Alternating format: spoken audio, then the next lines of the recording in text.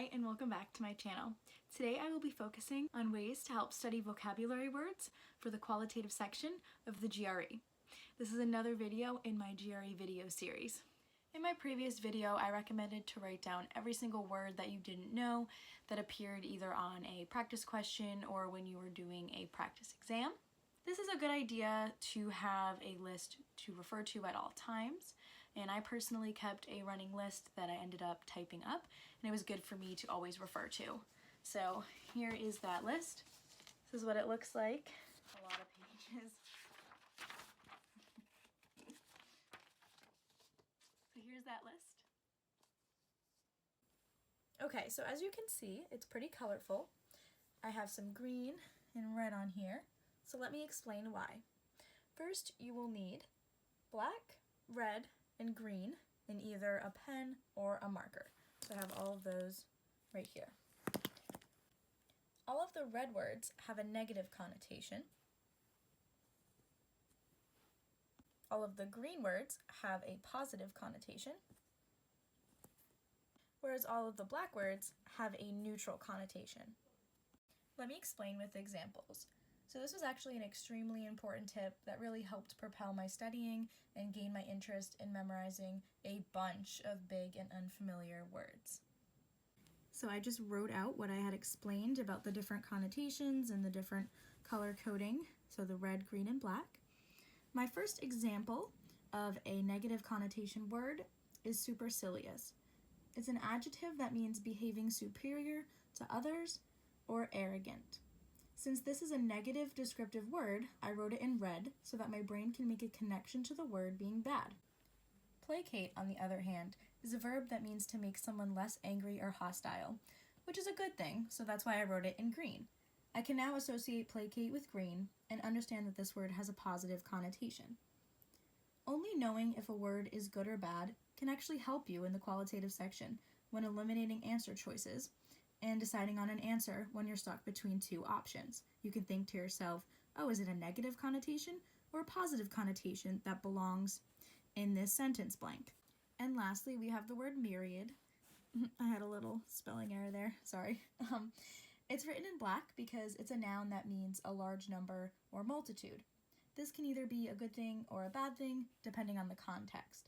So if you have a myriad of anger, then it's bad, but if you have a myriad, say, I don't know, of people at a volunteering event, then that's a good thing. So the main takeaway from this is when you're making note cards, write out the word using the color marker or pen that corresponds to the connotation of the word so that you make connections and memorize the word faster and more efficient. So my next tip is to create a connection to each word that you're trying to memorize. So an example would be pacify, and that means to calm down. So I think of babies because they use a pacifier to put in their mouth to kind of calm down. So if you take the PAC in the beginning of pacify and the PAC in the beginning of pacifier, you can kind of make a connection that way where they both have the same start to the word, and this may help you memorize the word faster. Another example of this concept is using the adjective quotidian. Quotidian means every day. I think of somebody telling me the quote of the day every day, so I kind of pair the QUO with the QUO of quote and quotidian. So this kind of makes a connection in my brain that quotidian means every day because if someone's giving me a word of the day, it'll be a daily occurrence.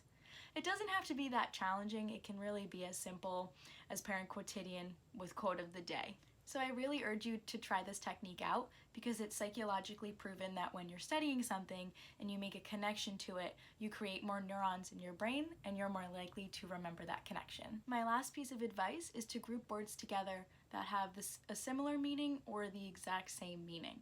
Another way you can do this is by writing out the definition of a word as a synonym instead of a big long definition. You can kind of condense the definition of that word and write another word that means the same thing. Let me show you some examples. For instance, banal means boring. Mundane also means boring and might show up on the GRE.